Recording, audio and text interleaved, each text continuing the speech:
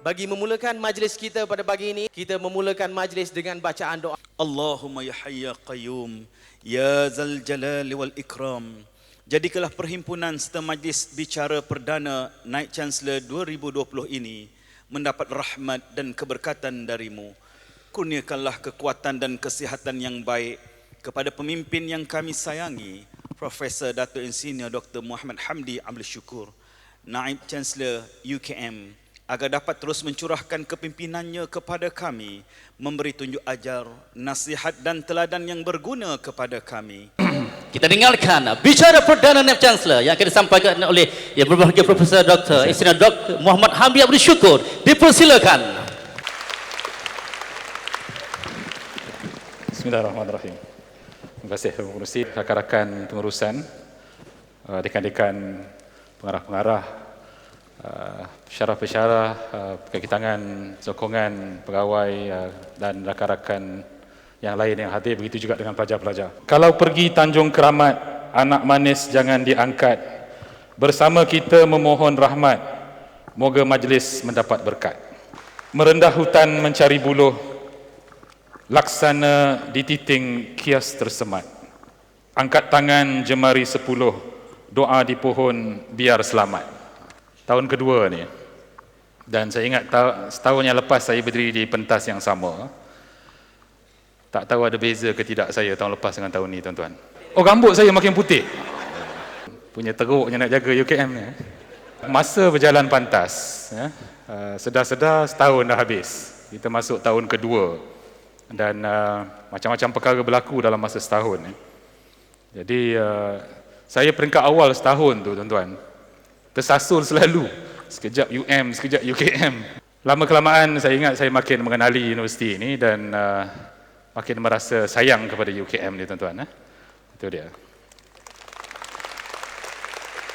Jadi, ada 2 sampul surat ni. Saya nak bagi kat siapa mencabut ni. Siapa yang kata saya handsome tadi? Mungkin Puan agaknya. Okey. Puan boleh pilih salah satu lah, Puan. Antara gula dan seorang dapat daun kelor sebenarnya. Tahu daun kelor? Tak pernah makan daun kelor Dan lazimnya yang dapat gula-gula ni dia akan seronok. Kalau dilihat dari segi fakta ingredient dia lah, nutritional values dia, daun kelor ni dia ada macam-macam nutrition. Vitamin B ada, vitamin C ada, dia ada manganese, ada protein. Gula-gula tu dengan penuh gulanya, artificial colouring, artificial flavouring. Mana yang bagus? Kalau diberikan pilihan, nak gula ke nak daun kelor? Nak gula juga? Tak guna betul. Mana tunjuklah. Daun kelor lah. So this is a value lah. Kalau kita melihat sesuatu dan memberikan nilai yang berbeza, kita akan apresiasi kita berbeza juga. Di sini pentingnya nilai. Sebab itu dalam UKM ni kita ada nilai. Dan nilai ini penting untuk kita semua warga UKM. Kerana nilai ini memberikan makna. Seperti mana gula yang bermakna tadi, daun kelor yang bermakna, nilai ini ada makna yang besar. Sebab itu perlu kita meletakkan sesuatu tu dalam nilai yang sebenar. Ini adalah plan strategik kita yang kita gambarkan dalam bentuk House of Quality. Ini punya 5 teras. Telah dibentang dalam bicara perdana tahun lepas. Ada 2 elemen penting di situ. Yang pertamanya nilai kita tadi, yang keduanya adalah House of Quality, yang mana kita bercakap tentang kebitaraan, tentang quality. Dua-dua perkara ini menjadi driver, menjadi pemandu, force yang tolak kita untuk bergerak. Mesti dikepilkan kedua-duanya. Ingat tak 5 teras ni? Yang pertama apa, tuan-tuan? Penyelidikan. Yang kedua, nak kena tengok juga House of Quality. Tak ngapal lah. Yang kedua apa? Pengajaran. Penting pengajaran. Yang ketiga, antarabangsa.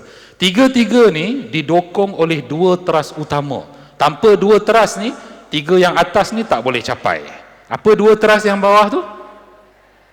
Bakat, talent, tuan-tuan dan puan-puan. Satu lagi, keuangan, pendanaan, duit. Tak ada duit tak boleh buat. Sebab itu dua itu merupakan sokongan kepada tiga teras yang nak dicapai. Jadi 5 teras ini bersama dengan inisiatif yang telah diberikan menjadi asas kepada perjalanan kita dalam 2019 dan seterusnya. Pencapaian 2019 untuk kita share sama-sama apresiasi kita kepada tuan-tuan dan puan-puan yang telah mencapai. Tuan-tuan dan puan-puan masih ingat lagi inisiatif pemberian yuran. 50% yuran yang diberikan kepada UKM, separuh dipulang kepada penyelia untuk dibuat research. Duit itu dimasuk balik dalam sistem supaya tuan-tuan dan puan-puan dapat melaksanakan kajian, kan? Tuan-tuan, inilah yang terkini agihan yang telah dibuat berdasarkan fakulti dan institut. Sebanyak 1 juta lebih telah diagihkan kepada penyelia-penyelia untuk dibuat research guna duit tersebut. Tuan-tuan boleh tengok di mana letaknya fakulti tuan-tuan. Sebab itu, tuan-tuan perlu, khususnya pensyarah-pensyarah di sini, kita kena ambil postgraduate ni, khususnya yang by research, masters dan PhD ni, supaya dengan itu kita boleh dapat imbuhan ini. Gunakan duit itu untuk pelajar tersebut melaksanakan penyelidikan beliau. Insentif penerbitan ini, kalau sains dapat separuh, social science dapat penuh, ataupun dapat 1, social science dapat double, kan?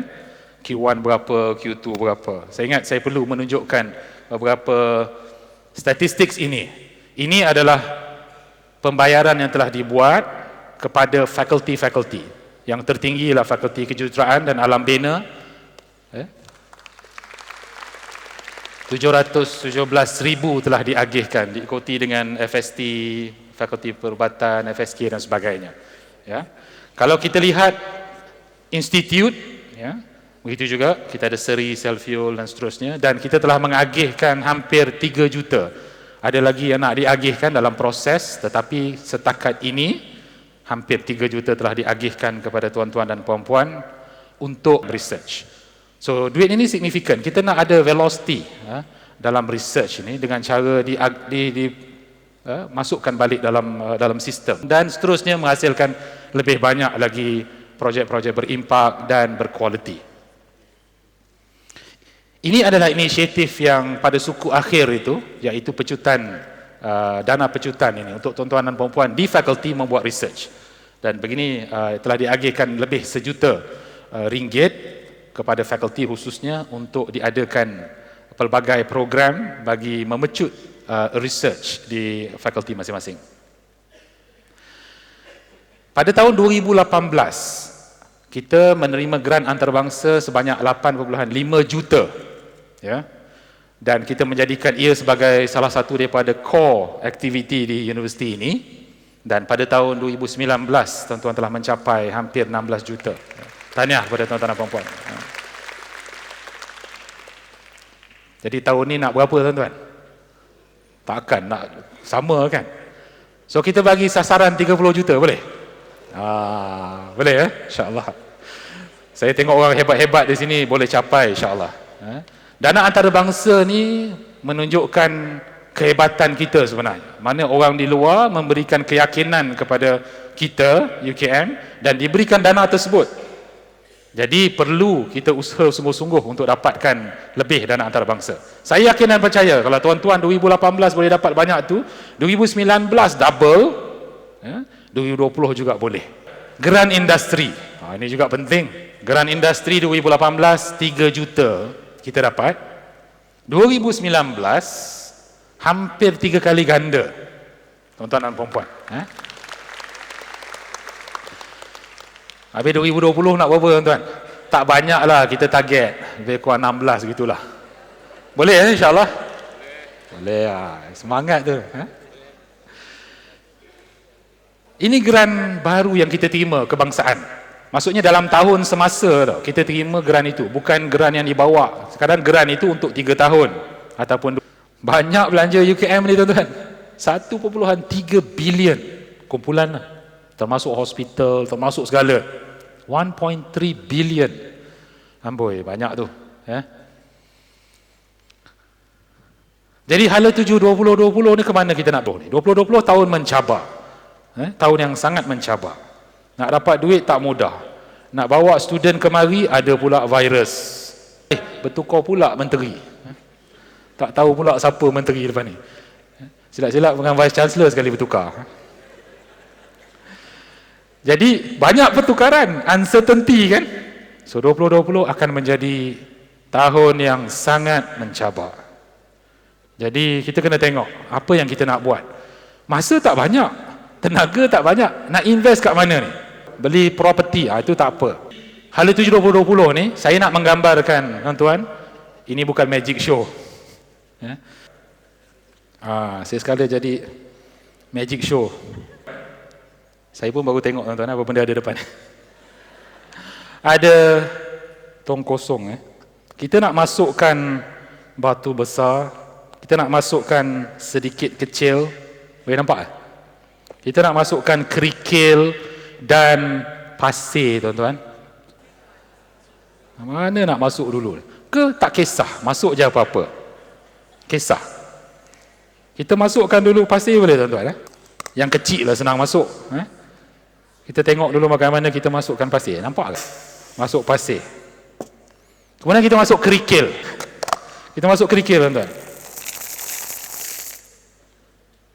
Okey. Yang ketiga kita masuk yang sedikit besar. Batu tu begini bentuknya. Lepeh. Kita masukkan ke sini. Yang terakhir tuan-tuan, kita nak masukkan batu-batu yang besar ini. Kita masukkan batu yang besar dan kita cuba roboh pula. Kita tak boleh tutup tuan-tuan. Boleh kita cuba sebelah. Saya tahu tuan-tuan tahu jawapannya apa. Saya sekadar nak illustrate, memberikan ilustrasi kepada fenomena memasukkan batu ni. Sekarang kita masukkan apa?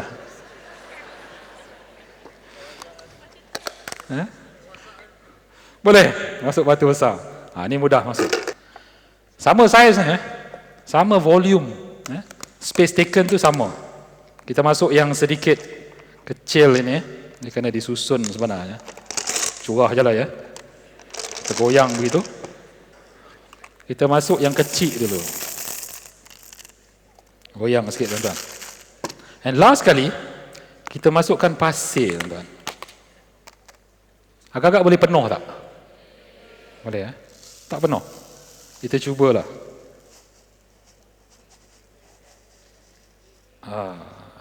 Boleh tuan-tuan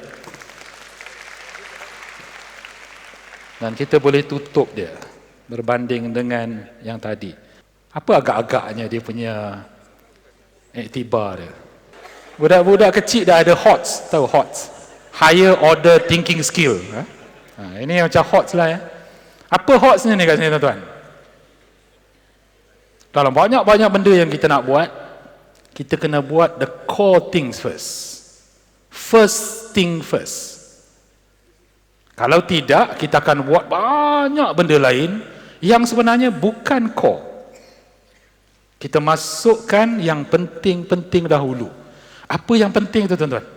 Apa yang paling penting? So this is very crucial. Apa yang penting? Research penting. Pengajaran penting. Pengantarabangsaaan penting. Memfokuskan bakat penting. Menjana penting. Benda lain tak penting ke? Bukan begitu. Itu yang paling penting dalam strategic plan. Itu kena masuk dulu. Yang lain-lain tu ada kosong baru boleh masuk. Kalau buat yang lain dulu, macam-macam nak buat, dia akan jadi yang pertama tu tuan-tuan. Tak boleh muat. Sebab priority hilang.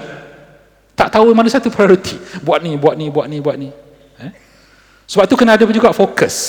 Sebab kita punya tenaga, masa limited. Kita kena fokus. Jadi ia dibayangkan dengan batu tu. Pengembaraan kita, journey, UKM punya journey 2019. Kita dah banyak foundation yang telah dibuat oleh pemimpin-pemimpin yang terdahulu. Kita mengukuhkan foundation tersebut, strengthening the foundation. Bukan membina foundation baru. Kita strengthen sahaja kerana telah dibina lama. UKM ni lama, 50 tahun. Dah banyak foundation yang kukuh. Kita mengukuhkan lagi foundation yang ada. Itu tahun 2019. Fasa pengukuhan. Di mana kita lihat ada gap, kita membina dan menstrategikan plan strategik UKM 2019-2021. Dan dikepil bersama adalah value, nilai UKM. Dua-dua ini menjadi asas penting pengukuhan fundamental itu. Yang mana ditandai dengan quality. Seluruhnya about quality. Sebab itu ada House of Quality.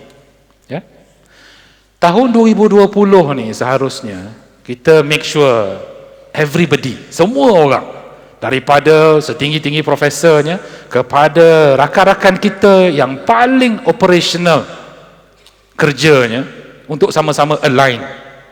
Ini fasa alignment. Kita ada kereta, tayar dah gembeling, dah ke sana ke sini. Tak boleh jalan kereta, boleh jalan tapi tak cantik, bergegar-gegar kenderaan. Kena align. Fasa alignment, penjajaran, ya. Dan fasa penjajaran ni tujuan dia apa, tuan-tuan?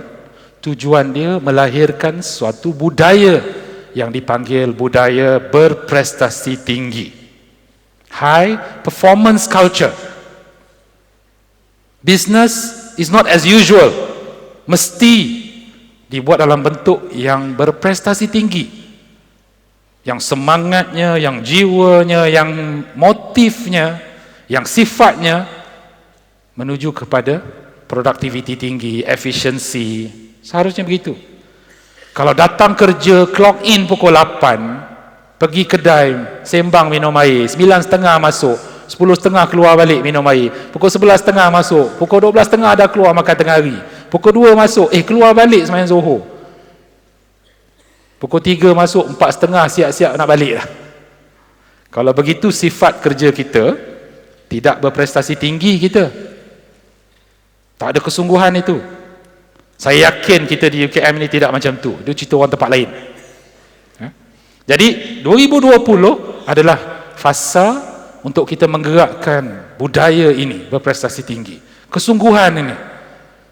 Kalau lecturer hanya mengajar 3 jam seminggu, 4 jam seminggu, 5 jam seminggu, dalam satu minggu ada 40 jam, mengajarnya 5 jam, habis yang 35 jam lagi buat apa?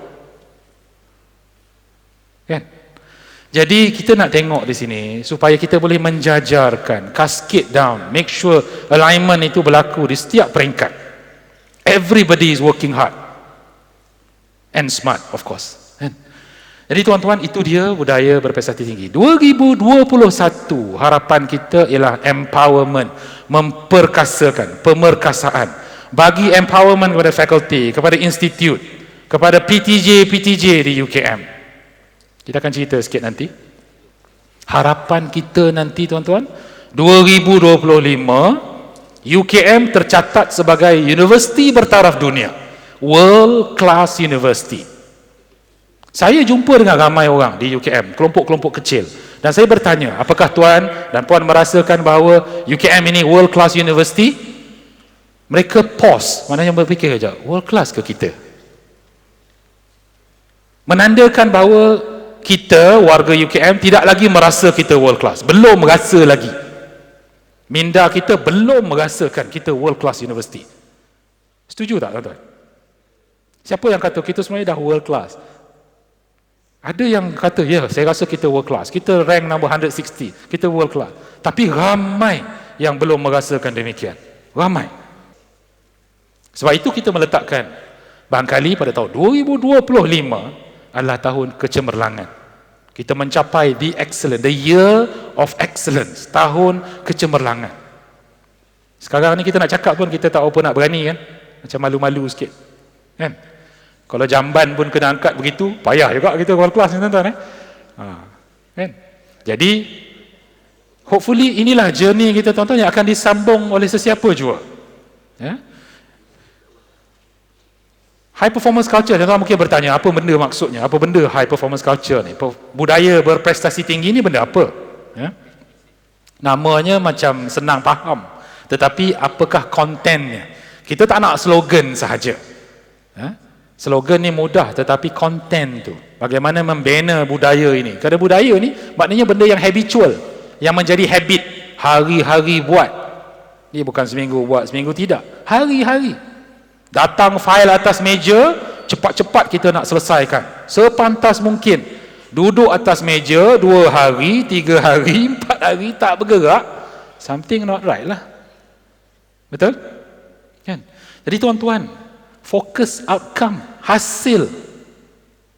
Bukan cepat-cepat buat, bukan paper pusher daripada satu meja ke satu meja, push daripada meja ni lah sekali yang bawah, sekali yang buat. Kan? Bukan begitu. Hasilnya apa? Ya? Kita nak lihat kepada outcome dan efisiensi, kecekapan. Kita buat tak ada mistake, kita buat sepatutnya gitu. Ini kalau buat paper, Allah, penuh dengan mistake, tuan-tuan. Susah juga. Kita pula nak kena correct pula, nak kena baiki. Ini tak betul, itu tak betul. Buat sambil lewa. Macam mana kerja buat sambil lewa? Prestasi tinggi apa bendanya? Nombor 3, pembelajaran berterusan. Eager to learn, hunger, thirst for knowledge. Nak belajar lagi. Ada peluang untuk belajar, nak belajar lagi, nak tahu. Kita buat dekat talk apa-apa, yang datangnya tak ramai, tuan-tuan. Berbanding dengan jumlah kita yang ramai ni, kadang-kadang buat program yang sifatnya berilmu, yang sifatnya memberikan ilmu, tak ramai yang nak dengar. Kan? The thirst for knowledge tu kurang. Yang serius ada, yang serius ada. Tak ada kadang-kadang baca. Tak membaca kita kadang-kadang. Tak ada, knowledge tu tak bertambah. Susah juga. Jadi pembelajaran berterusan perlu. Dan keempatnya, keterbukaan pada perubahan.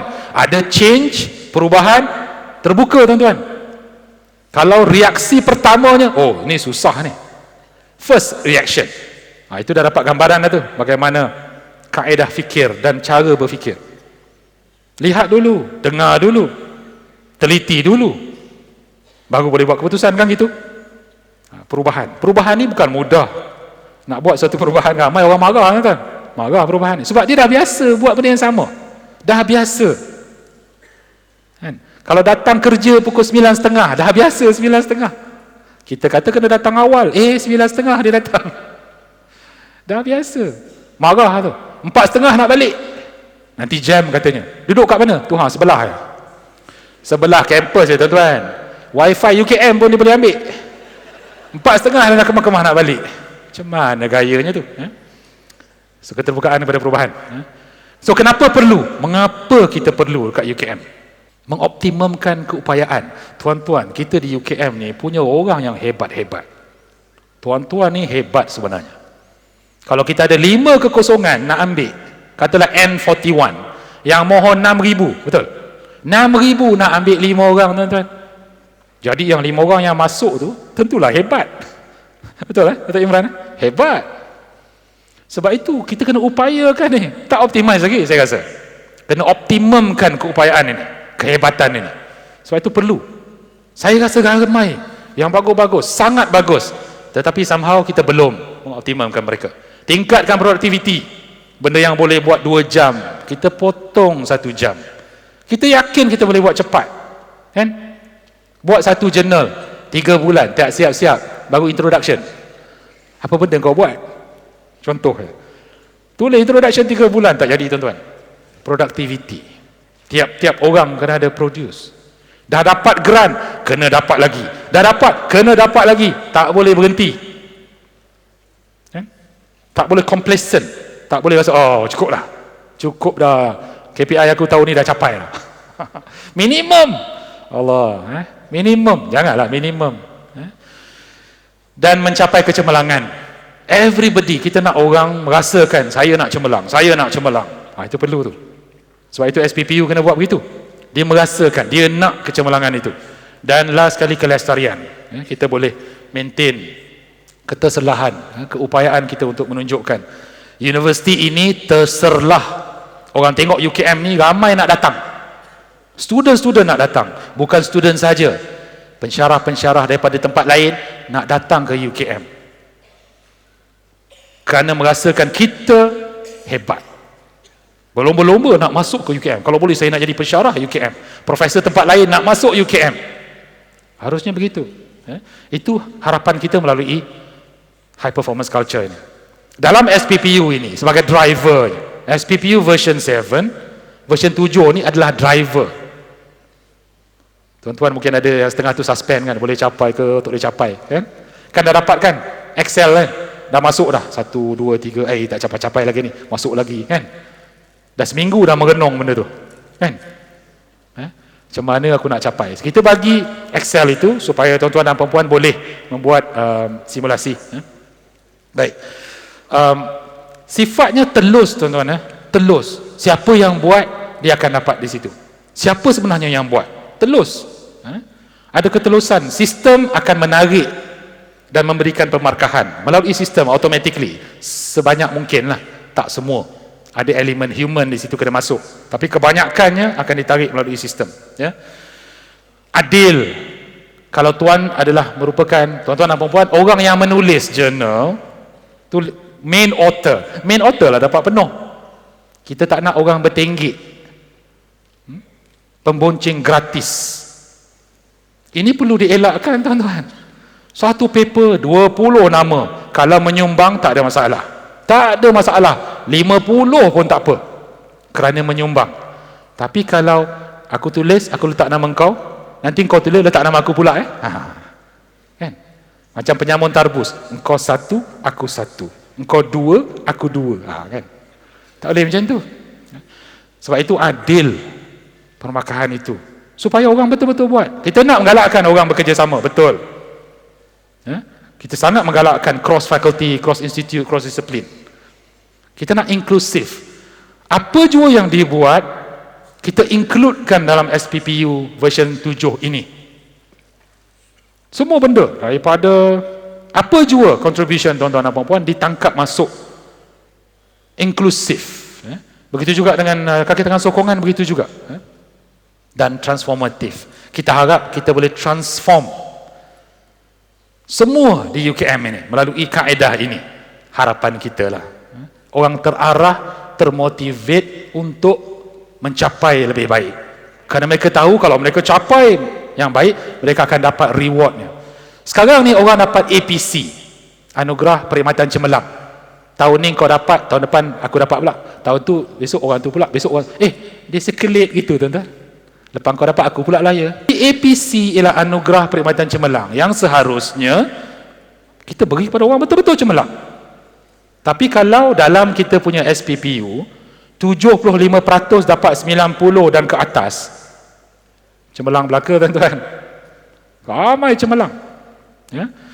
Jadi SPPU ini sifatnya ialah untuk transform, realistically memberikan markah, pemarkahan. Dan kita cascade. Tuan-tuan tahu kan cascading? Kita apa? Cascading? Melata. Ada yang kata menala, betul juga. Menala. Orang ni tala orang ni tala orang ni bawah. Boleh juga lah. Melata, cascade down daripada satu level kepada level yang lain. Last kali dekat VC lah. Itu semua KPI saya tuan-tuan. Kalau tuan-tuan tak capai, saya pun tak capai. Sebenarnya saya bertanggungjawab memastikan ianya dicapai. Cascade kepada timbalan Naib Chancellor, bidang masing-masing. Yang akademik jaga kepada Datuk Marzuki, yang researchnya jaga kepada Datuk Wahab sebagai contohnya. Begitu juga Datuk Osman dan juga Datuk Imran. Masing-masing menjaga KPI universiti. Diperturunkan ke fakulti dan institut kepada timbalan-timbalan dekan dan timbalan dekan yang berasingan. Jadi cascading ini sampai ke bawah, sampai ke operational level. Masing-masing tahu dia kena capai yang itu, dia kena capai yang ini. Yang akhirnya akan memberikan sumbangan kepada universiti seluruhnya. Ini konsep cascading ataupun pelataan. Ya. Ini sebagai contoh bagaimana kita inklusif tuan-tuan. Daripada Q1, Q4, kertas ni, conference-nya, pattern-nya, kalau tuan-tuan tengok ya, penerbitan buku kertas policy tinggi, 3.5 points. Kalau kita tengok penerbit buku tersohor antarabangsa pun 3.5, lebih tinggi daripada Q1. Kerana kita tahu kesusahan, kepayahan dan challenge untuk menerbit dalam buku yang seumpama itu. Maknanya tuan-tuan boleh tengok, untuk pensyarah khususnya, boleh tengok kat mana yang saya rasa saya boleh mencapai kecemerlangan ini. Oh, yang ini saya boleh dapat 2, yang ini saya boleh dapat 1. Boleh plan. Kena plan sekarang tuan-tuan, kerana ianya berjalan for the next 10 months from now. Tak plan sekarang, dikelang kabut nanti. Kita akan buat midterm review lepas bulan 6, bulan 7 nanti akan ada midterm review untuk melihat performance every single one of you, dan kita akan tengok apa intervention yang kita boleh buat, apa bantuan yang kita boleh berikan, mengapa tak capai lagi. Sepatutnya 50%, tapi masih 25%. Maknanya kalau sampai ujung tahun ni tak capai ni, apa yang boleh kita buat untuk bantu. Bukan nak penalize orang, nak tolong. Jadi kena dibincangkan dengan dekan, ketua jabatan, ketua-ketua pusat. Ya. Ini contoh kepada non-akademik. Katalah kita ada KPI pelantikan 24 profesor tahun ni, 26 tahun lepas, kan? Macam mana nak cascade down daripada KPI utama universiti kepada pendaftar contohnya. Pendaftar VU6. Pendaftar kena ada KPI-nya sendiri, iaitu defend the budget. Contohlah. Sebab ini nak untuk tahun depan ni, nak sustain 24 orang ni. Kena dapatkan duit. Itu kerja dia lah. Kerja tuan-tuan menghabiskan duit. 54 Cik Walid sebagai contohnya, Cik Walid ya. Saringan pada bulan Januari, pementangan bajet pula. Nak kena cerita banyak mana kita nak spend supaya bajet yang kita minta itu kita dapat dan kita laksanakan. Planning. 52 di peringkat BSM sebagai contohnya, kena buat periklanan. Merancang periklanan, kat mana nak iklan, kan? Takkan nak letak belakang bas pula. Profesor sesohor, siapa ada sila mohon. Itu tak strategik. Kena letak tempat-tempat yang tersohor ni nampak, kan? Menerima dan menguruskan permohonan. Fakulti, institut mula uruskan secepat mungkin. Proses dia. Kalau ambil masa lama sangat, orang ni tak berminat dah, sebagai contohnya. Sehingga di cascade down sampai ke 28 sebagai contohnya. 28 itu dia sendiri mengeluarkan iklan. Jadi everybody dalam struktur kepimpinan itu mempunyai KPI-KPI yang tertentu. Kita cascade down. Jadi tak lepas. Kita boleh make sure di mana silapnya, di mana tertangguhnya, di mana tersangkutnya dengan adanya konsep seumpama ini. Tuan-tuan maklum yang ini, kalau tuan-tuan daripada fakulti, ERK-nya R tu 60. Kerana kita research university tuan-tuan, mandat utamanya research, 60%. Tetapi boleh dibincang dengan ketua jabatan dan dekan. Contoh, kalau seseorang itu khidmatnya besar, dia kata saya nak naikkan khidmat daripada 10 kepada 20. Boleh. Turunkan apa? Katalah turunkan research itu daripada 60 kepada 50. Boleh. Cuma di fakulti tuan-tuan, dekan kena mencari siapa yang nak ambil yang 10 yang turun. Oh, ada orang lain yang researchnya bagus. Daripada 60 dia nak naik 70. Tak apa, diturunkan pengajaran daripada 30 kepada 20. Boleh. Jadi ada flexibility di situ. Sebagai contoh untuk fakulti. Untuk academic institute, dia lebih tinggi kerana dia tidak ada undergraduate. Tapi dia ada 15%. 15% ni penting tuan-tuan. Kita nak kawan-kawan kita di institute mengajar di fakulti. Mengajar di fakulti. Menjadi fellow, associate fellow di fakulti. Seperti mana orang fakulti menjadi associate fellow di institute. Dekan-dekan kena beri peluang ni untuk kawan-kawan kita di institut untuk mengajar. Okey? Team teaching pun tak apa. Satu subjek, 2 orang mengajar peringkat awal. Ya? Kerana ramai pakar-pakar di institut yang tidak mengajar, sayang. Ya? Jadi kita harap dengan adanya kaedah ini kita dapat mengoptimumkan tenaga. Dan ada yang guru, cikgu di mata pintar dan juga guru bahasa mungkin lain pemberatannya, kerana mereka lebih banyak mengajar. So komponen research itu kecil, 10%, K-nya juga 10%. Jadi it is flexible enough, ya, kita boleh memberikan keanjalan di situ. Tuan-tuan dan puan-puan, ini very quickly untuk yang non-academic. Ya. Non-academic ni, dia ada KPI strategi yang universiti nak capai. Tapi dia juga ada sasaran kerja tahunan SKT kan. Dia ada juga dia punya peningkatan pengembangan diri dan kemudian kegiatan dan sumbangan. So kalau kita tengok daripada kumpulan pengurusan tertinggi 54 VK6, dia punya VU6 tu pendaftar 95% ialah mencapai KPI dia, mencapai apa nama tu strategic KPI universiti, dan dia akan turun daripada 95 contohnya kepada kumpulan A1 60 40 25 berdasarkan kepada sifat kerja masing-masing. Jadi orang tu di peringkat yang pengurusan ataupun ketua, maka dia lebih bersifat strategik, operationalnya kecil. Apabila sampai di bahagian bawah, operationalnya lebih besar, strategiknya lebih kecil. Boleh ke? Sesuai dengan hambatan kerja itu. Jadi tuan-tuan, untuk tahun depan, okey, ini kita nak cerita tahun depan sedikit. Kita punya motif ya, dengan adanya SPPU ya, version 7 dan juga apa yang kita buat tahun ini, harapan kita pada tahun depan, kalau dapat, kita nak memperkasakan fakulti dan PTJ, institute ya. Apa maksudnya tu tuan? Apa yang kita panggil performance link compensation? Imbuhan berasaskan prestasi. Kalau dapatlah kita buat tahun depan kita start. Kita boleh buat sebenarnya. Itu tidak sukar. Kenapa kita perlukan performance link compensation ini tuan-tuan? Kerana dia memperkasakan PTJ.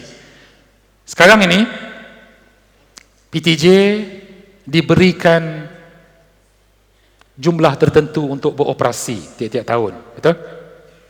Dia juga tidak punya hak penuh kepada pelantikan juga. Dia kena minta lah. Boleh tak saya nak lantik ni? Gitu kan?